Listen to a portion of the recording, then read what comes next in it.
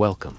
Tonight, as you settle into rest, we will take a slow, quiet journey back to ancient China, to the long stretches of stone and earth that ripple like a scar across the land, the Great Wall.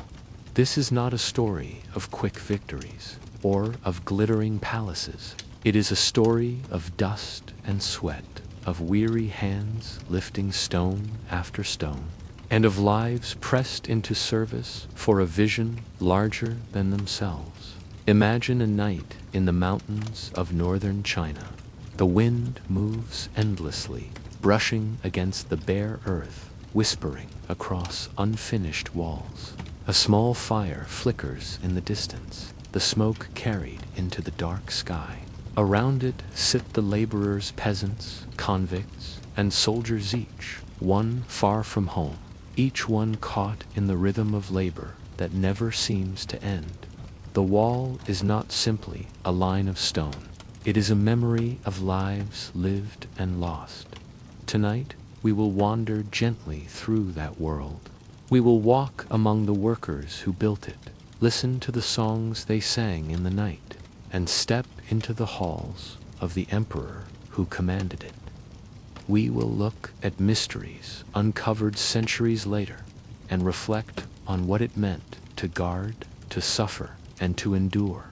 Let the steady rhythm of their lives, so different and yet so familiar, guide you toward rest. The sound of stone meeting stone, the hum of tired voices, and the sweep of wind over earth, all of it will become a quiet lullaby, carrying you into sleep. Imagine waking before dawn, the cold air biting against your skin. The ground is hard beneath you, for your bed is nothing more than packed dirt and thin cloth. Around you, others rise slowly, coughing in the early morning mist, their breath white in the darkness. There is no time for comfort. Overseers call out orders, their voices sharp, breaking the silence. You stand, stretching aching limbs, and shuffle toward the small fire where a pot of millet porridge is ladled into wooden bowls. It is thin, barely enough to dull the ache of hunger, but it is all that can be spared. The day's work begins. Ahead looms the unfinished wallstone foundations, stretching across hills and ridges, climbing toward the horizon. It seems endless, and to the men who build it, it is. You bend to lift a stone. Its edges are rough, cutting into your palms. The weight presses down through your arms, into your back, leaving muscles trembling with strain. Step by step, you carry it forward, adding your burden to the growing wall. Around you, hundreds of others do the same, the sound of shuffling feet and strained breath filling the air. The wind carries dust into your eyes, drying your throat. By midday, the sun beats down, harsh and unrelenting. Sweat soaks your tunic, but still the stones must be moved, the earth tamped down, the wall raised higher. There is no reward for speed, only punishment for failure. To falter is to invite the lash. So you continue, stone after stone, hour after hour, until time itself loses meaning. At night, when the overseers finally call an end, you collapse back onto the dirt. The porridge is thin again, sometimes flavored with a sliver of salted vegetable, if supplies are kind. Around you, men cough into the dark, their bodies broken from the day. Some will not rise tomorrow. Their absence is marked only by silence. And yet, even in this bleakness, small moments of humanity remain.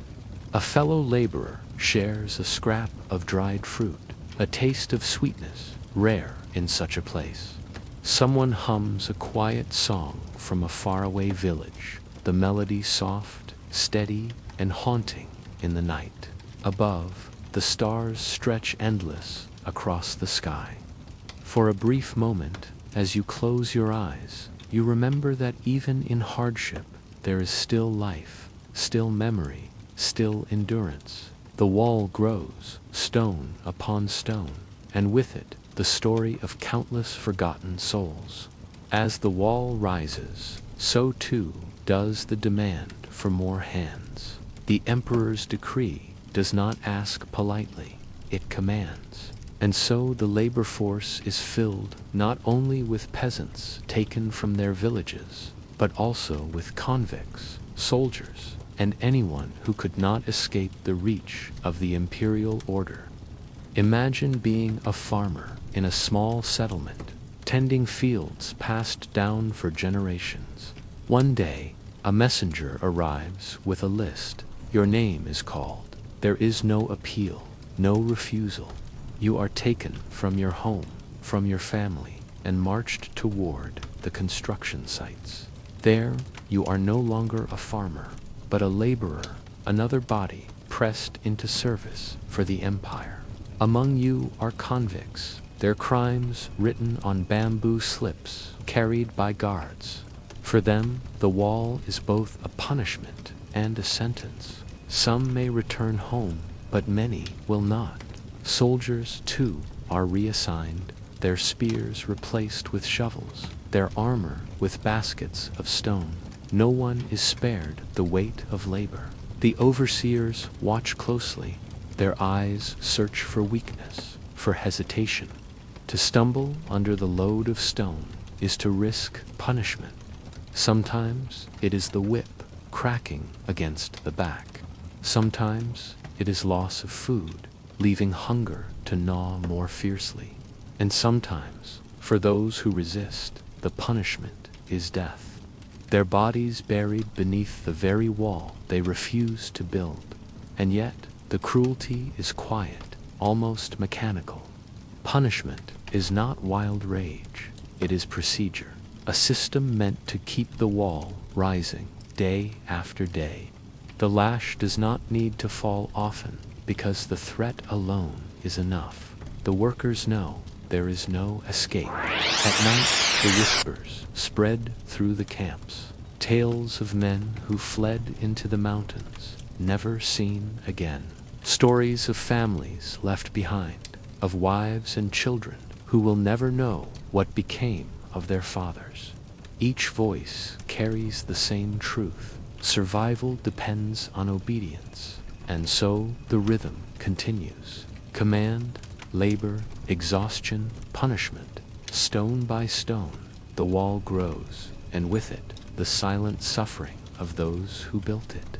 Still, even in such harshness, there are flickers of resilience.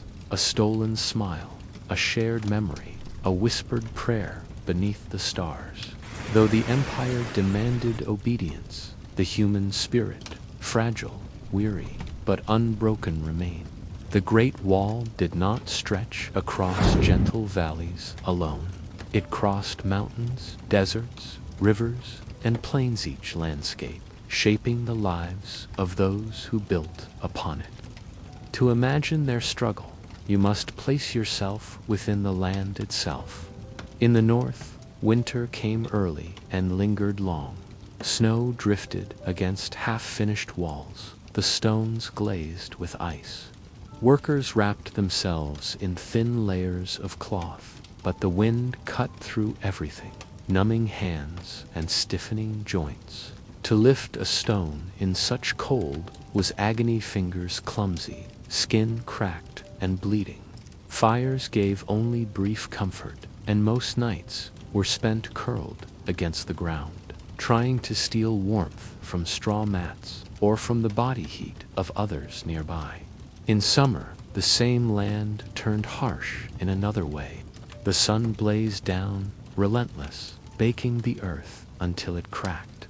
Sandstorms swept across open plains, filling eyes and mouths with grit, turning the sky to a dull, suffocating haze. Laborers pulled cloth across their faces, but the dust found its way in. Breathing became a task as difficult as lifting stone. Further west, the deserts stretched wide and empty. Here, water was scarce. Wells were dug, but often came up dry. Buckets of water were carried for miles, rationed so carefully that some men drank little more than a handful in a day.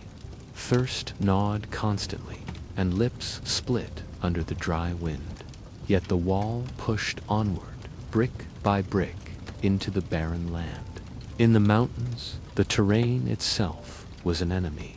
Steep slopes had to be climbed, stones hauled upward by rope and sheer strength. Paths crumbled beneath the weight of carts, sending loads tumbling back down the hill. A misstep could mean a fall, and a fall often meant death. The echoes of stone sliding down rocky cliffs carried far through the valleys, a constant reminder of the danger. And in the riverlands, floods and mudslides undid weeks of labor in a single night. Rains filled trenches, washed away foundations, and left workers wading through knee-deep mud to retrieve tools and timbers. The sound of rushing water was both a blessing and a curse to promised life, but also destruction. Through all these landscapes, one truth remained. The land itself tested every life that touched it. The wall was not only a monument against enemies, but a monument built in defiance of nature itself. Yet, as harsh as the climate was, there were moments of quiet beauty. The sunrise, spilling golden light across endless plains, the stars shining clear above the desert, unbroken by clouds, the cool shade of pine trees in the mountains, offering brief relief to weary bodies. Even in suffering, the land gave glimpses of peace.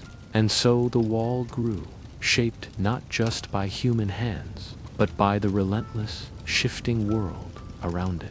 When you imagine the Great Wall, you may picture towering stone fortresses, battlements stretching across ridges, and bricks laid in perfect rows. But the methods that built it were not advanced machines or iron tools. They were simple, almost primitive, and it was human endurance that made them powerful. At the earliest stages, earth was the wall's foundation. Workers filled wooden frames with soil, gravel, and reeds, then tamped it down with heavy mallets until it hardened into a dense block. This method, called rammed earth, created walls strong enough to withstand wind and weather. You can still see traces of it today, sections of hardened soil standing after centuries of storms. Stones were gathered from nearby hillsides, hauled by carts with squealing wooden wheels. Teams of men used ropes to drag larger blocks up steep slopes, their bodies straining in unison. Without pulleys or engines, it was sheer force of dozens of hands gripping rough hemp ropes, pulling together until stone met stone. For shaping, tools were basic: bronze or iron chisels tapped by hammers, wooden levers wedged beneath heavy slabs, baskets woven from reeds to carry earth. Each tool was simple, fragile, and easily broken. Yet thousands of such tools worked together could raise fortresses across deserts and mountains. Bricks came later, when dynasties sought to improve and strengthen the wall. Kilns were built near the construction sites, fires burning for days as clay was shaped and baked into solid bricks. The air around the kilns was heavy with smoke, the ground littered with shards of broken pieces. Laborers carried stacks of fresh bricks on their backs, climbing ladders to pass them hand to hand, a chain of bodies moving in steady rhythm. Mortar was mixed from lime and sand, sometimes strengthened with sticky rice paste, an innovation that made the walls unusually durable. The mixture clung to stones like glue, binding them in place, layer after layer. Imagine the sound, the thud of earth being tamped, the scrape of stone dragged across dirt, the steady rhythm of hammers against chisels. The wall rose not with speed, but with repetition. Day after day, month after month, the same motions repeated until muscle memory took over and the mind drifted into numbness. Though the tools were simple, the vision was immense, and so the wall, piece by piece, became more than the sum of its parts. What began as soil and straw, stone and clay, became a barrier stretching across thousands of miles, and as the workers laid each stone, they left behind a trace of themselves, a fingerprint pressed into wet clay, a chisel mark etched into stone, a basket frayed by endless use. Tiny details, forgotten by the empire, yet preserved in the wall itself, silent reminders that behind the monument stood countless human lives.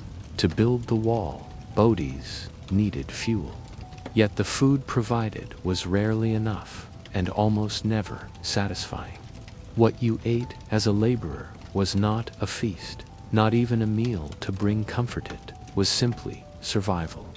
Each morning began with a bowl of thin millet porridge. The grains, boiled until soft, were stretched with extra water to feed more mouths. It was warm, it filled the stomach for a short while, but hunger always lingered beneath the surface. Sometimes a few pickled vegetables were added, sharp and sour, against the bland taste of millet.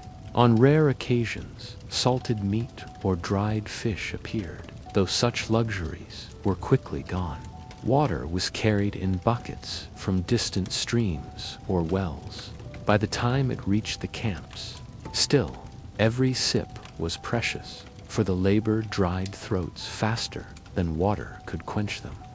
In the deserts, water itself felt like treasure, rationed so carefully that men counted each mouthful, a handful of rice if supplies allowed, or another bowl of millet gruel. Some chewed on wild herbs gathered from the hillsides, adding a bitter flavor that masked the emptiness of the food. Hunger was constant. It crept into every task, turning heavy stones heavier, making each step feel longer. In the evenings, fires dotted the camps. Over them, pots of grain bubbled quietly, their steam rising into the night air. The smell was faint, earthy, and repetitive. But to tired workers, it meant a small, comfortful promise of warmth in their bellies before sleep. Sometimes, if luck favored, a bird was caught and shared among many, its taste remembered for weeks afterward. The overseers and commanders ate differently. Their tables held richer, fair-steamed dumplings, pork stews, wine brewed from millet or rice. From the smoke of their kitchens drifted aromas of spices and sweetness, carrying into the camps below. The difference was cruel, but it was also a reminder. Status defined survival as much as strength. And yet, even with so little, men found ways to share. A half bun split between two hands. A dried fig passed quietly from one worker to another. These moments of giving were as nourishing as the food itself. They softened the hardness of the day, reminding everyone that though they were bound by labor, they were still human. Hunger remained constant, a shadow over every meal. But it was in this rhythm of porridge, salted vegetables, and rare treats that the builders endured. Each bite carried them a little further, enough to lift another stone, enough to see another dawn. Even in the harshest labor, human beings carry with them fragments of comfort, memories, stories, and songs that soften the weight of survival. Along the Great Wall, among dust and stone, these moments were as essential as food or rest. At night, when the overseers retreated and the camps grew quiet, voices began to rise softly in the dark. Songs hummed around small fires, melodies carried from distant villages. One worker might begin with a tune known from childhood, and slowly, others would join in, their voices weaving together in low harmony.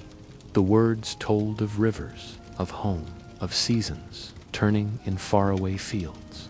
In those songs, the men remembered who they were before the wall claimed their strength. Stories, too, passed between weary bodies. Tales of ancestors who braved floods, of heroes who defeated monsters, of spirits that watched over mountains and rivers. The younger workers listened with wide eyes, comforted by the rhythm of storytelling, by the idea that their suffering connected them to something larger and older. Even simple jokes, whispered between heavy breaths, lifted spirits. Laughter was rare, but when it came, it echoed warmly in the cold night. There were prayers as well. Some men lit incense when they could, offering it to the heavens or to the spirits of their ancestors. Others carried charms, tied with bits of red thread, symbols of protection. In the stillness, men murmured blessings for families left behind, for wives and children who might never know if they would return. Friendship grew from these small acts. A worker might share his last chestnut with the man beside him. Another might help lift a heavier stone, easing a comrade's burden. Bonds formed quietly, without need for words, full of friendship and endurance. Even the landscape offered moments of beauty, though fleeting. On clear nights, the stars stretched endless across the black sky, brighter than any lantern. Some workers lay on their backs, staring upward, their minds wandering beyond stone and labor. In the morning, the sun cast gold light across the mountains, and for a moment, before orders resumed, the world felt peaceful. These fragments of humanity did not erase the suffering, nor did they lessen the endless labor, but they gave meaning to existence in a place designed to strip it away.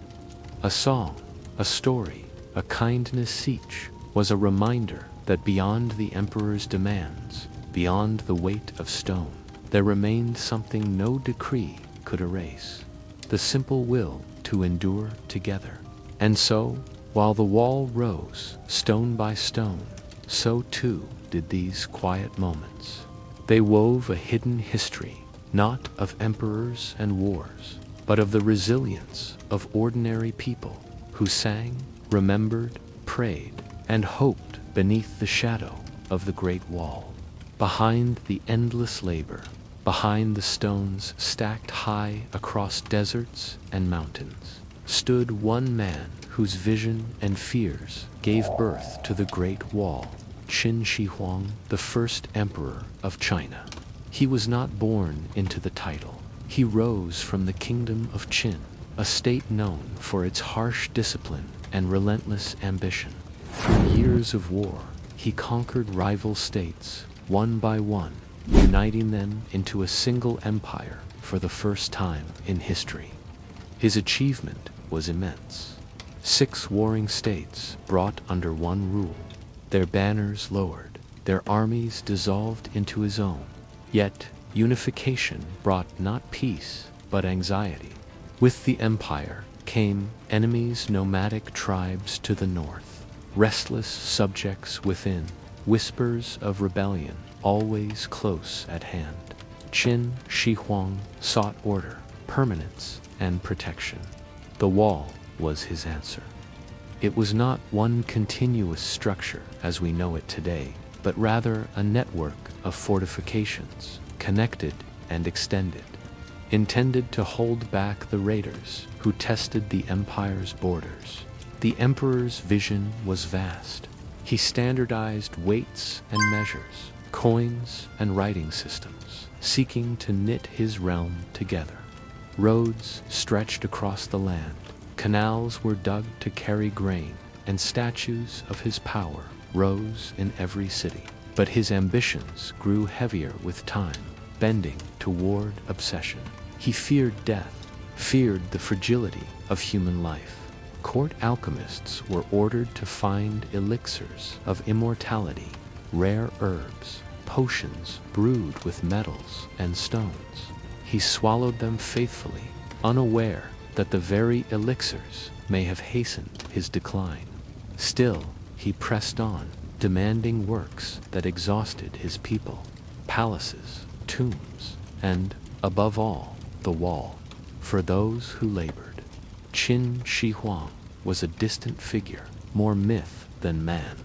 His decrees arrived as whips and burdens, but in his court he was restless, pacing marble floors, his mind consumed by the desire to protect what he had created.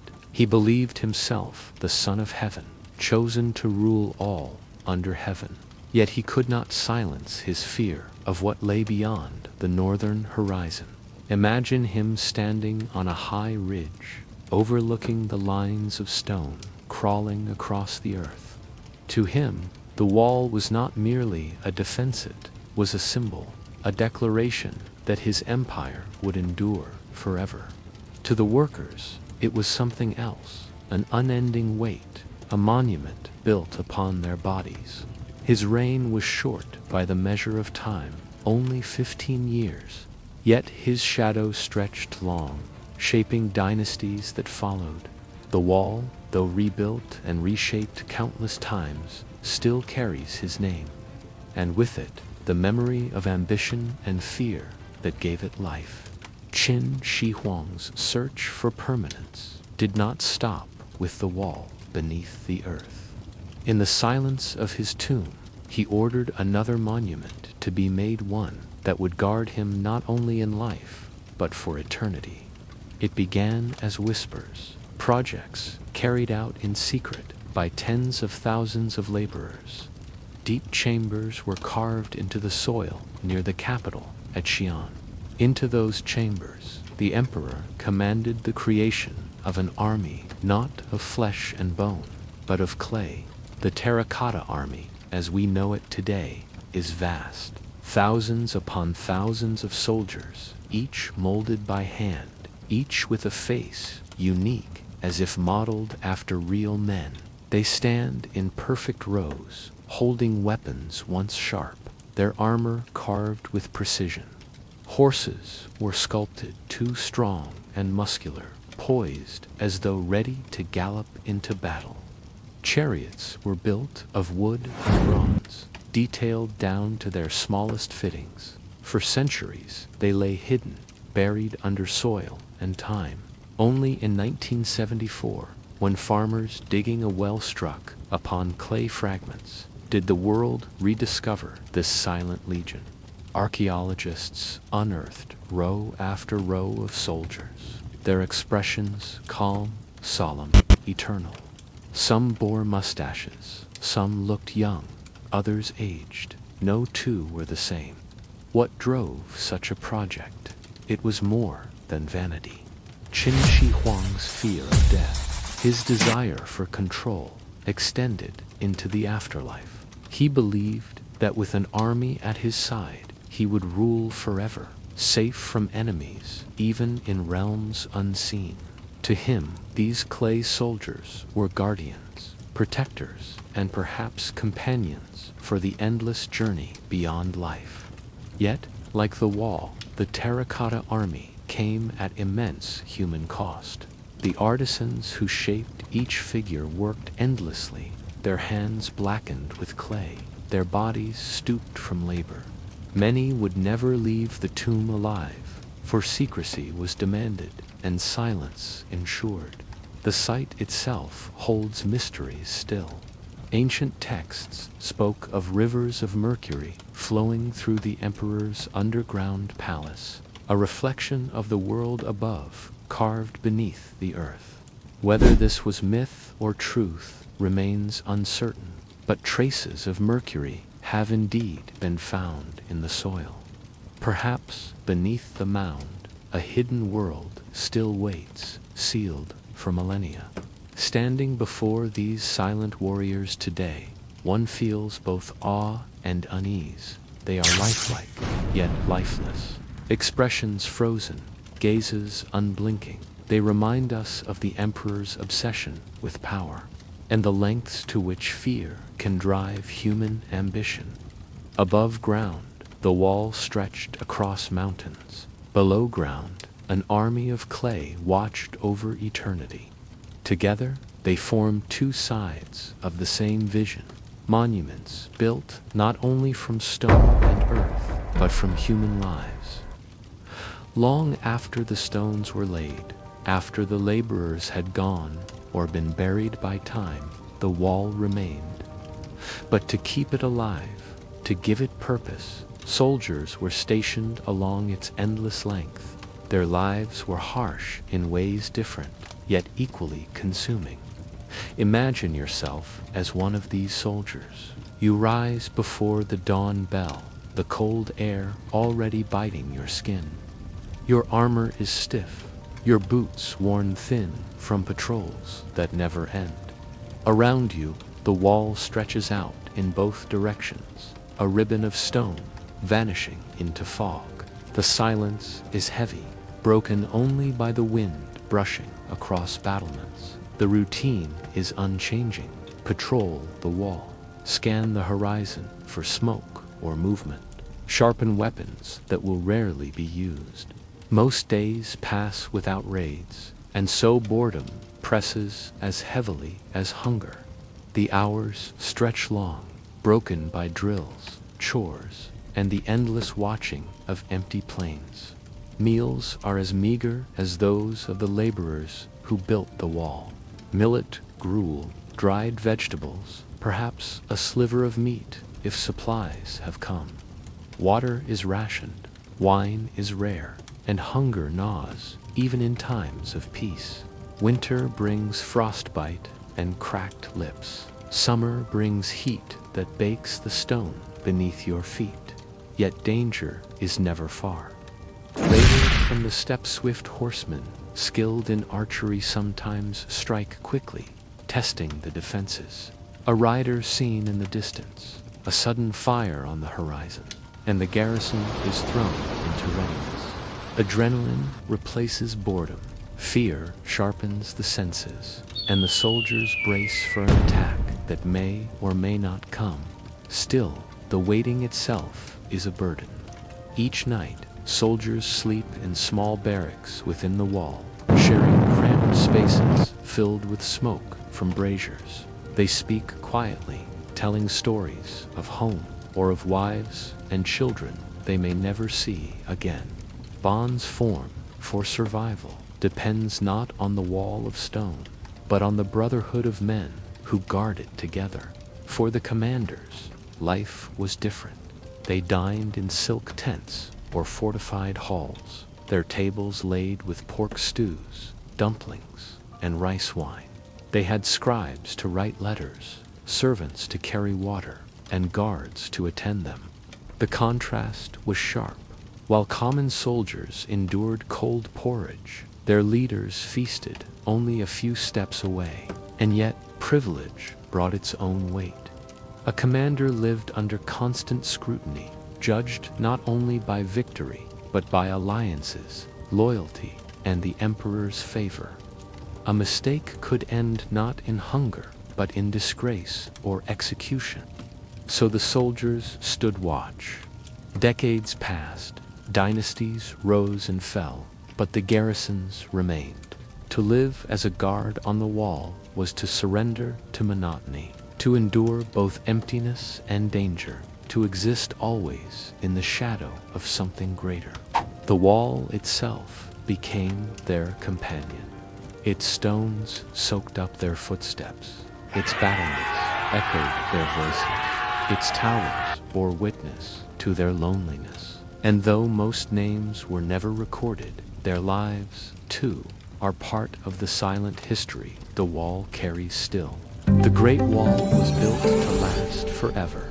Its stones were meant to outlive dynasties, its towers to stand as watchful guardians across centuries. And yet, even the greatest walls are fragile. Sections crumbled under the weight of time. Storms eroded foundations, rivers washed away entire stretches. Earthquakes split towers into rubble. In places, the wall was swallowed by sand, lost beneath the dunes of the desert. In others, villagers carried away stones to build their homes, recycling what once symbolized the power of emperors into walls for humble houses. Dynasties rose, each adding to the wall, rebuilding or reshaping it. The Han extended it, the Ming reforged it with bricks and mortar, and countless rulers altered it to meet their own needs. What we call the wall is not one monument, but many layer upon layer of human ambition, fear, and endurance. And yet, through all this fragility, it endures, not as an unbroken shield, not as a flawless monument, but as a testament, a reminder that greatness is not perfection, but persistence. Today, travelers walk along its restored paths, tracing their hands across stones once lifted by weary workers. They stand in towers and look out across mountains and plains, feeling the wind that has never ceased to blow. Few stop to imagine the lives behind, if the peasants, convicts, soldiers, and artisans who gave their strength, their years, and often their lives. The wall is not only stone, it is memory. It is the echo of footsteps, the whisper of songs in the night, the silent endurance of countless forgotten souls. Its fragility does not diminish it, it makes it human. As you rest now, let the image of the wall linger gently in your thoughts. Imagine its stones stretching endlessly beneath the sky, sometimes broken, sometimes whole, always present. Imagine the quiet rhythm of the workers' lives, their songs carried by the wind, their stories buried in the earth, yet still alive in memory. Their world was harsh dust, hunger, fear, and punishment, but also filled with resilience, kindness, and moments of quiet beauty. They endured because they had no choice, and in their endurance they left us a monument that still shapes the horizon. The Great Wall is often called a wonder of the world, but its true wonder is not in the stone itself, it's in the lives behind it, in the persistence of ordinary people who carried impossible burdens and still found ways to sing beneath the stars. And now, as their story fades into stillness, let it carry you too into quiet. The wall stretches onward, timeless, and in its endless rhythm you may find rest. The wind softens, the stars glow steady, and the night welcomes you into sleep.